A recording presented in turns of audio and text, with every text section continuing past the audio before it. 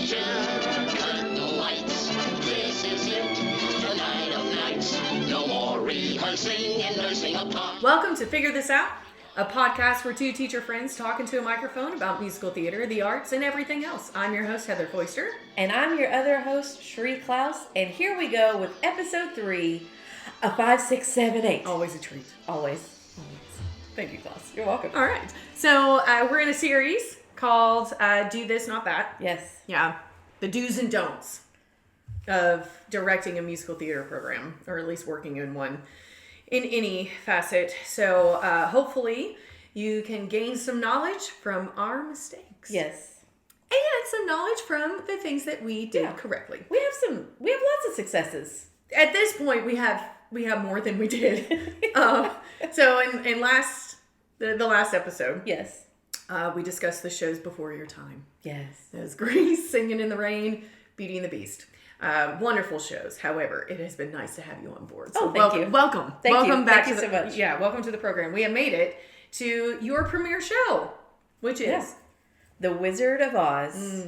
We're off to see the wizard. We're off to see the wizard. The wonderful wizard. So, Yeah. yeah. Okay, so something that we've not talked about yet is how we do our audition process. Mm-hmm. So I think this could have been the year we started doing this, but I'm not entirely sure. I know that we audition kind of differently. Maybe. I don't know. Maybe other programs audition the same way we do. I wasn't even part of helping the program when you auditioned that year. Really? I came in late enough. You all were already in rehearsals by a couple of weeks. Oh. Maybe even a month or two. Okay. I was not part of the audition. So your was first not. audition was for Mary Poppins, not Yeah. this show. Yes. Interesting. I don't remember. Yeah. You had a different helper, Uh-huh. and he was very busy with lots of other things and other programs, and I just kind of came in to see in what capacity I could help with, and he kind of turned to me and said, "Hey, you should really be doing this. Mm-hmm. I don't really have the capacity to do this." And he didn't. It was No, he was so busy. So he had so much going So on. thin. Yeah, absolutely. Yeah. And I was like, "Oh, okay." Yeah. And so I kind of just stayed, and here I am. So it's like once you're in, you can't. I just never kinda really leave. got my foot in the door, and then it sucked you in. I made myself indispensable, and so Absolutely. so you weren't able to get rid of me. You're after not that. allowed to go anywhere. No. So that works out. So yeah, I wasn't part of that audition. Okay. Well, I think the way that we audition now, which I'm going to explain, Yeah. is I don't think we started that this year, the year of Wizard of Oz, but I'm Yeah. not entirely sure. It's been so long ago.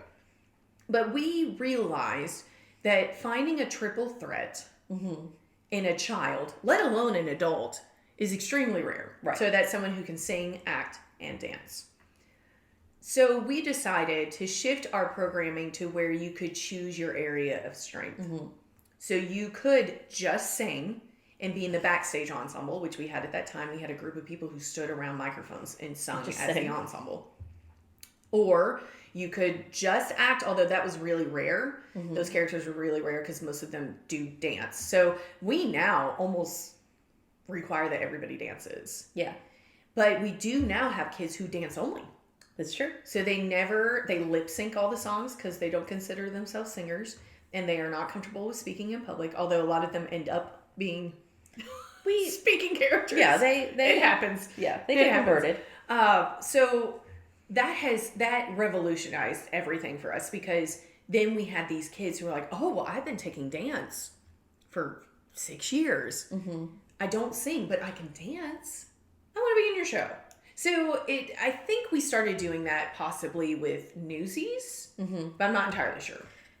I think it was later in the game. It could have But been. that's what we do now. Yeah. So when kids come to auditions, they prepare a minute monologue, and it has to be memorized, but they don't turn in a script to us. No. Now, some people might be like, well, how are you going to tell if they can memorize or not? I can tell, you can tell if We can someone's fumbling their words or Yes. if they get lost or not. And a lot of times they'll choose things that are very popular. And I'm like, are you sure you want to choose that monologue? Like, we all know that scene from 10 Things I Hate About You. And we can say it along with you. We all know the graduation speech from Legally Blonde. Like, Yes. we all know it. So, are you going to choose? Okay. We're going to know if you mess up. But for me, making that choice takes a little bit of pressure off of them, but it also allows me to see what happens when they are messing up. Because I'm more interested in that than their memorization capabilities. Can they pivot? Can you pivot? Yeah.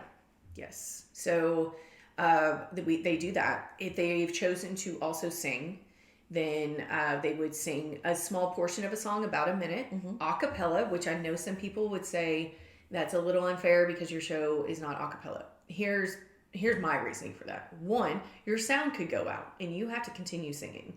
That has happened. Yes, it has. Go back to our last episode. Like, it has happened that things stop. And then two, trying to manage an audition with tracks, because we don't have a live pianist, would be impossible. Oh, it would take forever. And at that time, Bluetooth wasn't really, I didn't have the Bluetooth speaker. We would have had to run that all through the soundboard. I'm not doing that.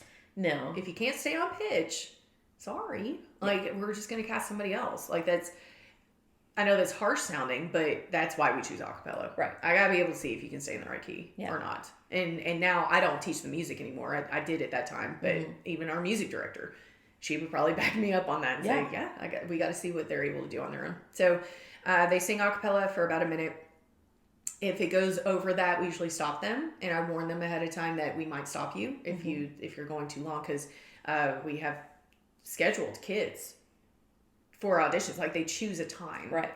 They're required to be there 15 minutes before, and understand that they could be required to stay 15 to 20 minutes after their scheduled time. Right. So it just depends on how everything's ebbing and flowing. With the dance part, we do the dance portion together as a group at the beginning of auditions. And I forgot to mention this, but they can choose one of 2 days. So we do this for a couple of days. And they learn like an 8-bar choreographed dance with our choreographer. And then we film it in 3 rows. We film it 3 times, with each row taking turns being in the front. Everybody gets to move up. Yes. And everybody has to, not be the person watching other people, because that's what we need to see. Can you dance without having a person in front of you showing you what to do next? So, and those things are really easy. Jazz squares, grapevines, things like that. And usually the dancing queen. Yes. Usually. Or dancing queen or the hand jive. Yes. Like something pretty simple that's easy to dance to. And then choreography is pretty simple too. I warn the kids, or not warn, but like calm them. Like, I try to calm them by saying it's going to be simple. We just need to see if you can follow directions, if you can move on your feet. Right. So another part of the acting portion, if they're wanting to play a lead role, we do a cold read. So we provide a script that has all the different characters on each page, and we take that from the actual script, and they read against people who are on panel. Yeah. Which is... It's fun. It is fun, because then your people who serve on panel get to be a part of it too. And I think that kind of loosens it up a little bit, the tension in the room, because we are kind of a little goofy with it. We usually go all out. Well, and the kids usually feel a little bit more comfortable at that point too, because the people on panel are their teachers and people they're familiar with. Right. Yeah. So again, in order, like the process, they sign up for an audition time. And we do that through a Google form now. We used to do it as like a physical sign up in the front office, but we have a shared Google form. We have, we use a Google Classroom as the hub for information for auditions. It's got everything in there. It's got the contract. Google has changed our lives. Google has changed everything. We also film, I know I'm sidebarring a little bit, but we film rehearsals and post them so the kids are up to date with choreography. Yeah. Or blocking or music. Like, I had our music director, who's an alumnus, by the way. Yes. So our director now was in Wizard of Oz. She was. She played a tree, which seems, and a poppy. And a jitterbug. These seem like things that you're like, oh, what is it? No, these are like the toughest music, the toughest dancing she was in. And she graduated with a music degree, and she is now our music director, which is amazing to me. It is. That's so cool. Yeah. Her name's Morgan Burgess, by the way. Shout out to Morgan. But Morgan emailed me today with recordings for Little Mermaid. It was like, hey, can you get this to your kids and get it up in the classroom? And so that's huge. That's huge that we're able to do that. You're not burning CDs anymore and We saying, burn CDs. listen to this in your car. I forgot about that. We burn CDs. Yeah, we used to have. And we burned DVDs of the performances because YouTube wasn't really a thing. Yeah. I forgot about that. That's crazy. We've come a long way. We have. Wow. Thank you, technology. Yeah. Have you ever seen Napoleon Dynamite? Oh, yeah. Have you seen the wedding at the end, the post-credit scene, where he's like, but still I love technology, always and forever, where he marries LaFonda? Yes. Every time someone mentions technology, I'm like, but still I love technology. That's us. So thank you, Kip from Napoleon Dynamite, for inspiring us to think technology. Yeah. Sponsored by Google. Musical sponsored by Google. Absolutely. So let's talk about Wizard a little bit. Yeah, so I know you've got some stories from dress rehearsals and things. Like I mentioned before, had never done a musical before, had never done a show before, loved them, had always, grown up watching them and stuff, but never the behind the scenes. And so when I came on, we were a few months into rehearsals, and so I just kind of was figuring out my niche and what to do there. And then we get to dress rehearsal week. And all I really know at that point is that we're here until we're finished. Yes. And I didn't really know what that meant every day. Yeah. The knowledge of what to expect, had no idea, and was there until you said, I don't have to be there anymore. Which would go pretty late. Yeah. I think then we would go. I do have a memory of going to Walmart at like 11 o'clock at night and getting ice packs or Gatorade or water or whatever it was for the kids. Absolutely. More than once, not just the one time. Every night. So I do have a very clear memory of sitting in the auditorium during dress rehearsal week. It could be the first night. It could have been the third. I'm not sure. Who knows? And sitting there watching what's happening on the stage. At this point, I was not, and I didn't feel at least enough of part of the cast and the staff to really be backstage. I wasn't depended on in the same way that I am now. And so I was in the audience watching what was going on and going, is this going to come together? What have I gotten myself into? Yeah. Is this going to happen? Yeah. And having that real stomach hit feeling of, is this going to happen? But also knowing that it could come together. Like an 18% chance of it coming together. Also knowing that regardless of how I felt on the inside, I had to keep that to myself. Yes, as we just discussed in the last episode. Couldn't show that for the kids. No. Didn't want to show that for you or other staff. Right. Of my fear. We all felt the same way. I was new enough that I wanted to hide that at that point. You. Yeah. I think that's a good choice. Yeah. I didn't want to be the new person. It was like, excuse me. Yeah. Who came in. This is falling apart, right? I didn't want to be the new person who came in and was like, this is my first time, but this seems shaky. Yeah. We seem a little unsure. So clearly it did come together. Yes. It was a successful show. Everything went well, but now I do, like I said, that is probably my main, as far as negative associations that I can remember of being afraid that this is not going to come together. And I think I think it's perfectly normal every year. I mean, I had that moment the other night with. What was it? It was last night. So I was trying to schedule out the rest of Little Mermaid on my stuff. Because now we have so much staff that I direct and produce. And I don't have to do the music. I don't have to do the choreography. And so I'm scheduling out the rest of rehearsals for blocking things that are mine. Because it was like, I feel like I don't know if we're going to get it all done. And it was making me feel anxious. And I was like, well, I know we'll get it all done. Okay, I just need to make a schedule. Yeah. But I had that same feeling last night. because we're about 3 weeks away from our first dress rehearsal. Yeah. And that feels like a long time, but it's not. It's really not. And it's really snuck up on us. It does every year. And then you find yourself in a dress rehearsal going, because that's a lot of people. It's a lot of moving parts. Will everybody come to bat for their ball? Right? Like, are they going to follow through? And sometimes they don't.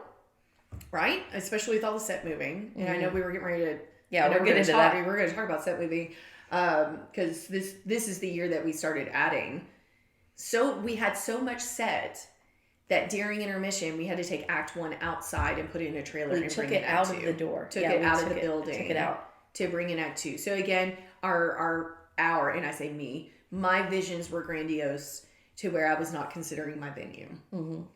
So I did not measure the backstage space and where this piece would go and where that would go, and we just start building things. Then we ran out of space. Mm-hmm. And then we have all these kids because the program kind of exploded that year. Yeah. And we had 28. It was a big cast. And I know that some casts have many more children. I understand this. But our stage is not super big. Yeah, it's pretty small. And I've had some kids. We just did we did lip sync battles in my musical theater class. Mm-hmm. And I had one when she stood up on the stage. She's not in the cast this year, but she, stood up on the stage to perform in the lip sync battle. She turned, she looked at me and she said, I had no idea the stage was this small. Yeah. This is alarming. How do you all do all of that? Mm-hmm. And I was like, it's very intricate. Like, so now when we make our set plan, we build a floor plan. We draw pictures of where everything's going to go. We have a plan of who's going to move things. Mm-hmm. But what happened that year?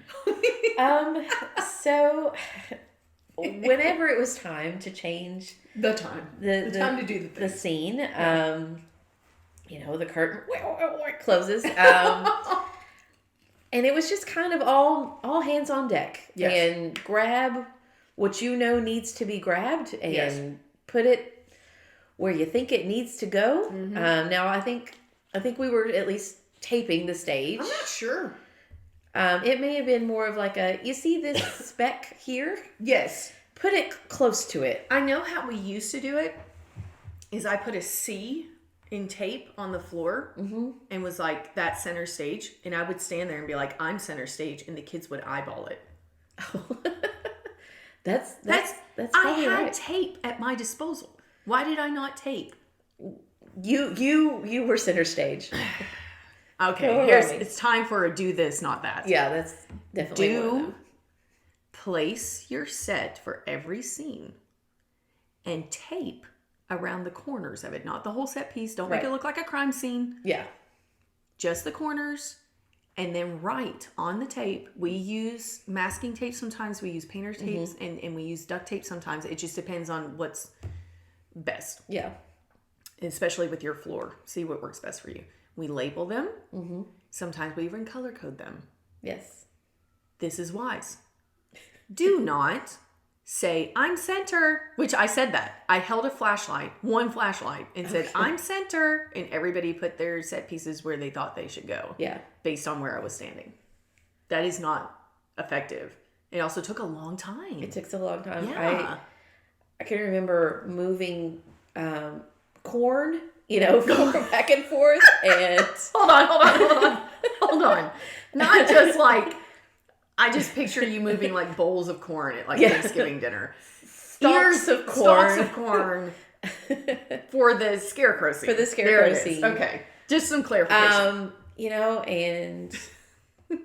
And like you said, having to take everything outside and put it in a trailer. Yes. And I feel like it was raining. At least one of those performances. It was. So our set pieces are then getting wet. So things are getting wet. Which paint is now getting drips on it. You can see that. And we couldn't do it until the curtain was closed, because then you had the light from the fact that the backstage door is open. Yep. It was a lot. It was a lot. And no one was responsible for a thing. Right. It was just whoever is available. Mm-hmm. You do that real quickly while also changing costumes, batteries, and mic packs. The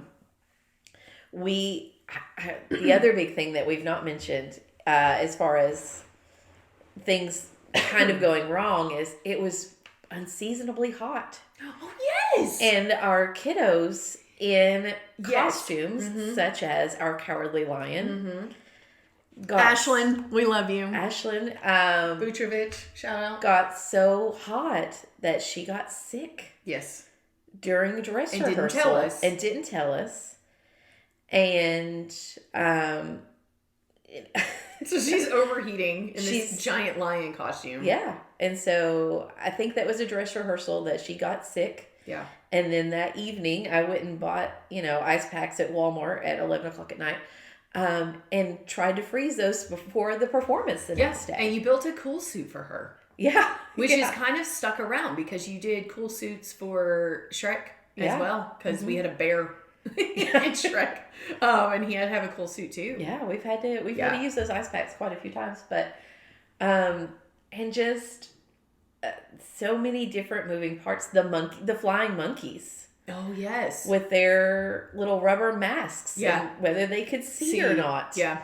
Yeah. And so We had a lot of costuming things Yeah. that year. Yes. A lot of costuming issues. The costumes were beautiful. They So were. when you go and watch our performance, which you should, Mm-hmm. SHS Musicals, or I'm sorry, that's not right. SHS Musical Productions on YouTube. Go to our YouTube channel. There are 2 different performances, a Saturday show and a Sunday show. You can choose which one you want to watch. And they're gorgeous. When you look at it, you're like, man, these are beautiful. But they were falling apart. And they weren't safe. Like the thing about them being too warm. Or at least we should have been told you could overheat in this and you need to be wearing. We just weren't given that information. We figured it out. We did. Poor thing. When kids are sick backstage. And she was such a trooper. Oh yeah. Yeah, but that was a tough. The costuming was pretty tough that year, and I'll share a little bit more about that here in just a moment. But I just realized something. We didn't put this in our notes to talk about. This is the year we brought the 2 things that they say you should never have on stage. Oh yeah. Children and animals. Yes, Yeah. and we did both. We did both. Yeah. We had a real life Dog. Toto. Yes. Yeah. He was trained. Yeah. It's Amanda's dog. Yes. Those of you who don't know Amanda, if you're just catching up with us, that's our choreographer, but also my older sister.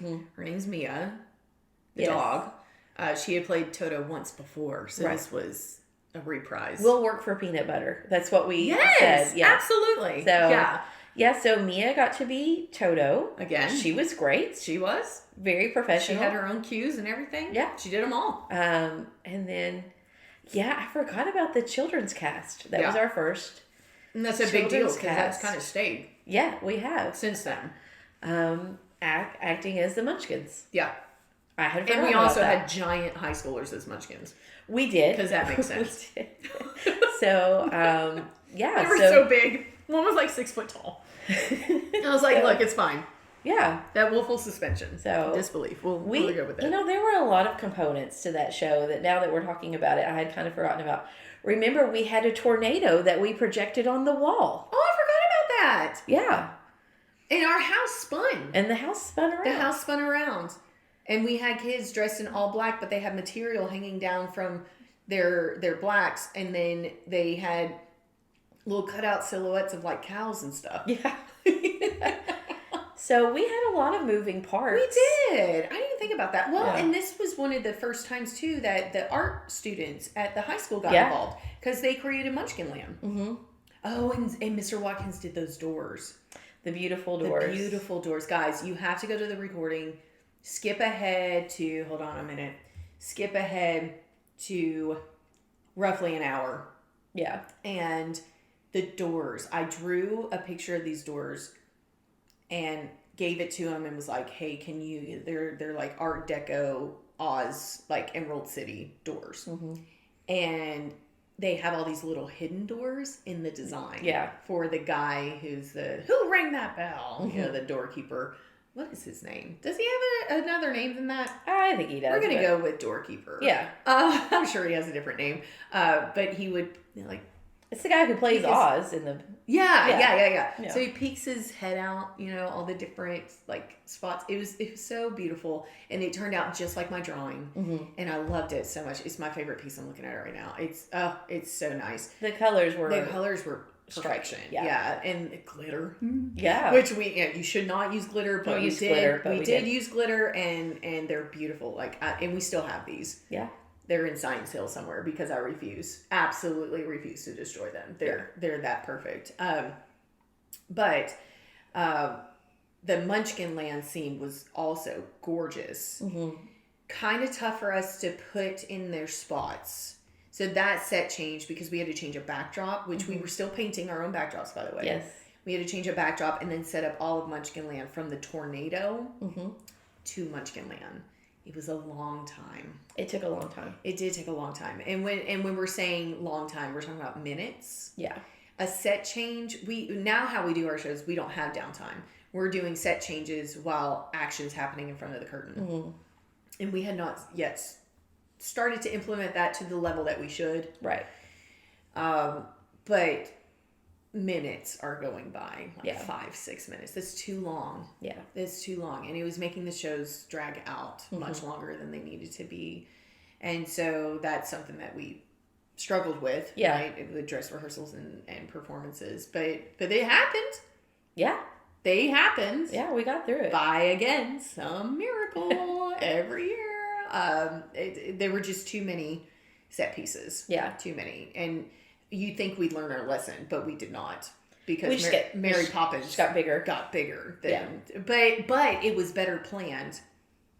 It was better planned by Mr. Watkins. Like, he planned it to where it would fit backstage. And we'll talk about that shift here in a minute. But I have a story. Yeah. I don't think you know this story. Okay. Some of my student listeners know this story. Wizard of Oz. We go to strike the show. Can you explain to our listeners what striking a show means? So once the show is over and the performances are finished, striking the show basically just entails kind of taking everything down to a point. And you're getting prepared to return costumes or take set down or remove it, or just kind of, it's over and getting rid of it. Just it's a lot. It's a lot, and it's a bittersweet process because you're excited about everything you just did, but then it's over. And but there's a lot of components to it, especially when you have as much set and props and all the things that we contend with with a show. Well, and this year, again, we had all those costumes, and we had lions and tigers and bears. Oh my! We had the monkeys, and we had the flowers, and all. Like, it was just so much. And the people that we rented from, I don't even remember the name of the company. They actually are no longer in business, and they required that we clean them all before we sent them back. I do remember you telling me this afterwards. Okay, but I don't. So some of these you could just throw in the washer and clean, and that's fine. So my mom and I take all of these costumes. It's like 100 costumes. Yeah. Again, lions and tin men and scarecrows and monkeys to a local laundromat. And we walk in, and the lady who is working in the place gives us a dirty look. And I can't blame her. Because she's like, what are you doing? Yeah, if that were to come through the door of my place of business, what's going on? I'd have a lot of questions. We also came with a giant bag of quarters. And so, so we start packing all this stuff in. And I even like confirmed with the company. I was like, are you sure you want me to clean this stuff? Because I feel like some of these should not be in the washer. That they're going to be destroyed. And she's like, no, we do it every time. Like, you got to clean them before you send them back. I was like, I have never heard of this before. Yeah. We've actually been told the opposite. Do not clean the costumes. Yeah. And it makes a nice scent backstage. Sure does. When we can't clean them for an entire week of dress and performances. Anyway, so we start washing these things. And the lady's like, well, just don't overload those machines and don't mess with the machines and don't hurt my machines or whatever. And I was like, okay. And so while we're sitting there, this laundry's going, and from the drain on the floor comes soap. Oh. And it starts billowing from the floor. And my mom and I are like, oh, Mama Massey. Yeah. And she's like, we gotta get rid of that. Because the lady was like, don't you mess with my machines. You know, Right. and I was like, oh gosh. And so we're like trying to pack. She's like, what's going on over there? And we're like, nothing's happening, you know. And so we're trying to get rid of the soap. And we finally get it to like pat down and like go back down. And I was like, oh, okay. This is terrible. So we open, you know, that things are done washing, and we open to lift them to put them in the dryers, and they're heavy. Oh, yeah. These things are like fur. Uh-huh. It's like washing stuffed animals. Yeah. That carry all the water. But human-sized ones. But human-sized stuffed animals. Yeah. So it's, the monkeys especially were quite heavy. Yeah. So we're moving all this stuff into the dryers, and my mom's like, are you sure that we're not supposed to let some of this air dry? And I was like, okay, maybe the lion. Let's leave the lion out and let him air dry. So I put all the monkeys in the dryer, and we were putting all these other things. Well, one of the tops for one of the flowers was like this scrunched kind of thing. And you know, like the shirts that are really small and scrunched up, but you put them on and they kind of stretch out. Yeah. I pull one of those out of the dryer, and it looks like a pillowcase, like a sheet, because it lost all of its elasticity. Yeah. It was huge. And I was like, well, we just destroyed that. That is no longer usable. Yeah. Then I make it to the monkey dryers. And these monkeys had these tails. Yes. Right? I remember the tails. So I open the first dryer, and poof, in my face is an explosion of cotton from the monkey tails. They had all busted open and shot into my face. Oh my gosh. There's cotton everywhere. So at this point, we cannot hide from old counter lady. I told you to not overload, blah, blah, blah. So she's going off on us, and I can't blame her again. Yeah. We had destroyed this laundromat. We've taken all the machines. So then any patron who's like wanting to come in, and they were just mad at us. Oh, yeah. Then we had all these things that we felt like needed to air dry. So then we come back to the school and start laying all the things out that need to be air dried. Then it just looked like a Wizard of Oz graveyard. Yeah.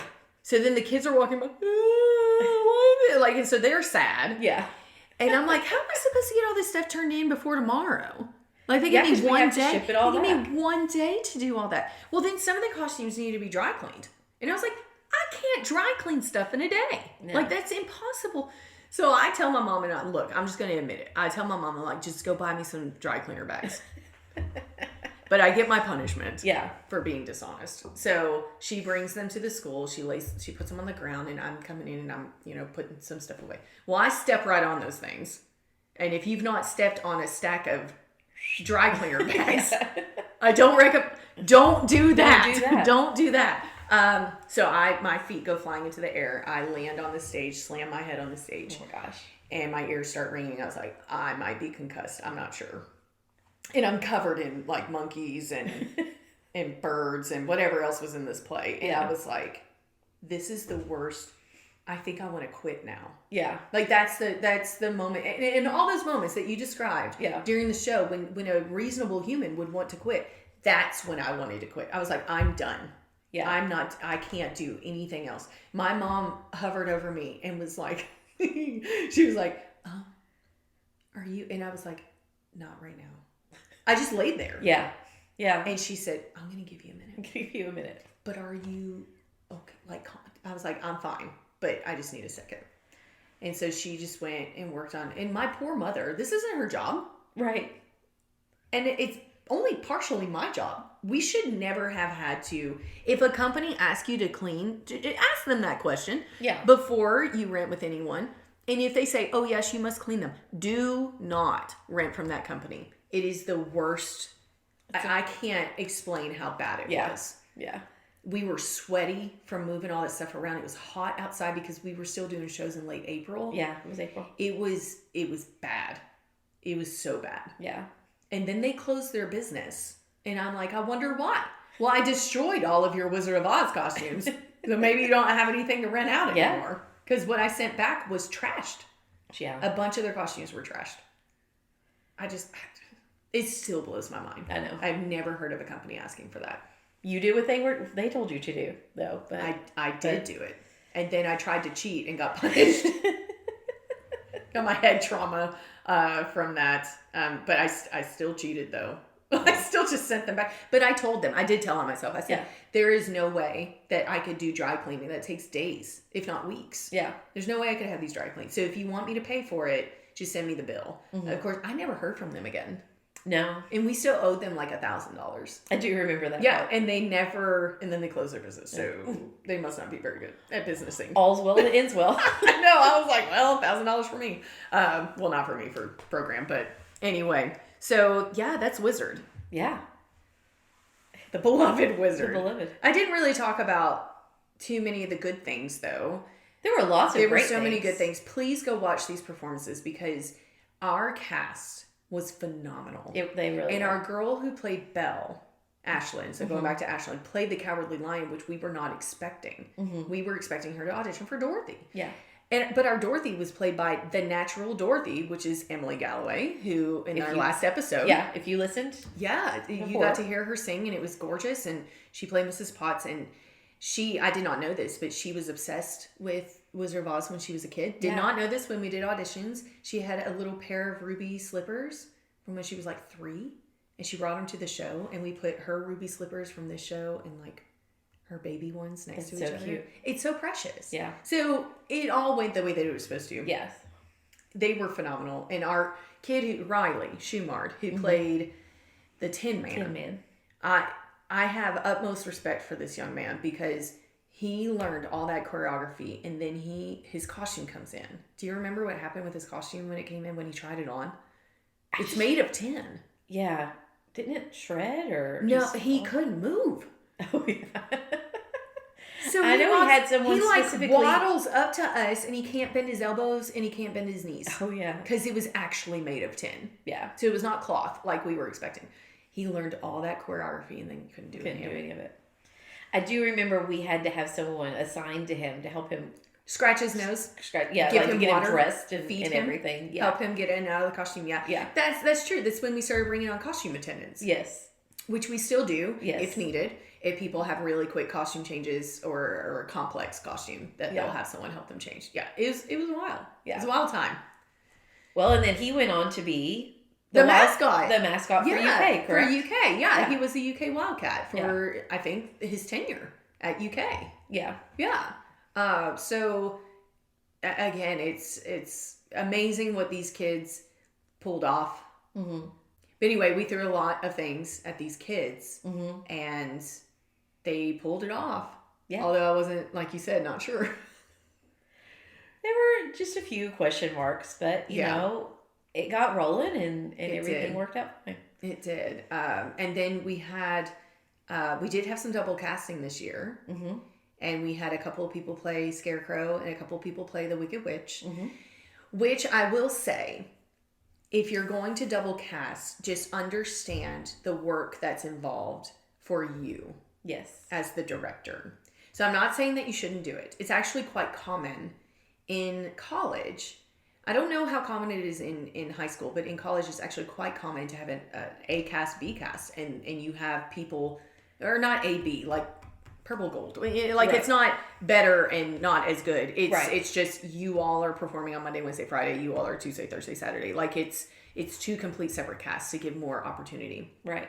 My sister was in a show in college that did that.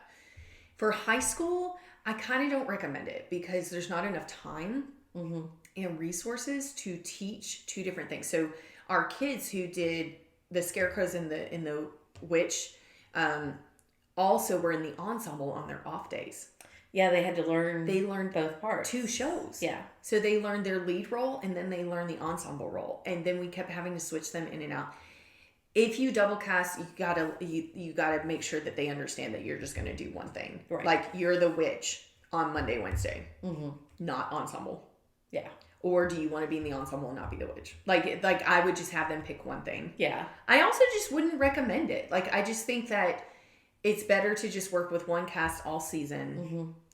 And we had a tough, like when we were trying to make the decisions, they were equal, and then they were even in the same grade. We couldn't even give seniority. Right. Yeah. So it was tough making those decisions.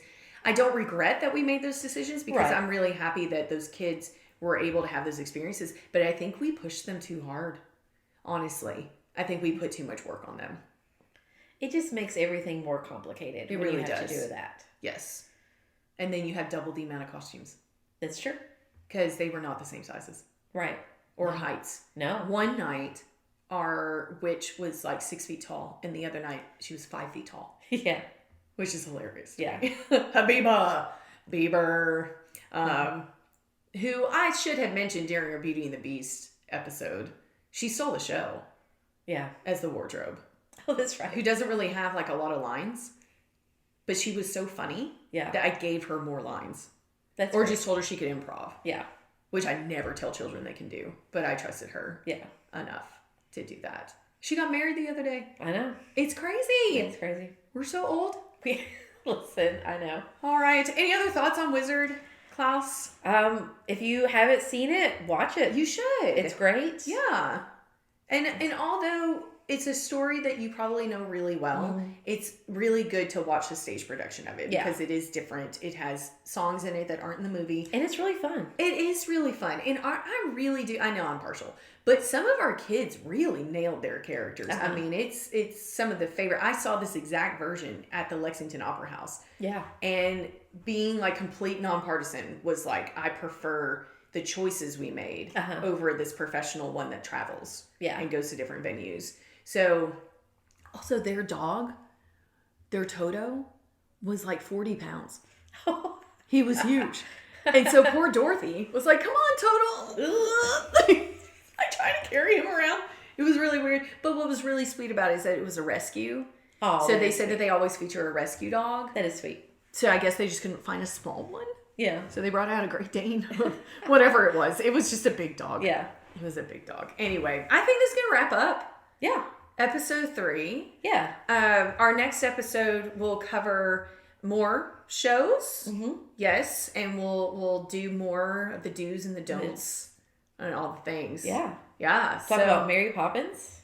Yeah. And Shrek was after that? Newsies, right? I don't know. Or Shrek. I think it's Shrek. Hold on. I don't know. Mary Poppins. Shrek. Yes, it is Shrek. Okay. It is. Wait. Hold on. I'm doubting myself. Yes. Okay. I'm just trying to think of like who was in it. Yeah. So if you follow Madison Harmon, hello Madison. I know eventually this is going to make its way to you. She played the villain in Mary Poppins. I forget her name. So I'll have to grab a script when we talk about that one. I forget her name. She's not in the movie. She's just in the books. Yeah. And the musical. Then you follow her to Shrek. That's and right. she's Farquaad. Farquaad. Then you follow her to Newsies and she's Davy. Davy. And then you follow her to Cinderella and she's Cinderella. Yeah. So We won't talk about that too much not right yet. now. Not yet. Yeah, someday. Okay. All right. So again, that's a wrap for episode 3. All right. And curtain.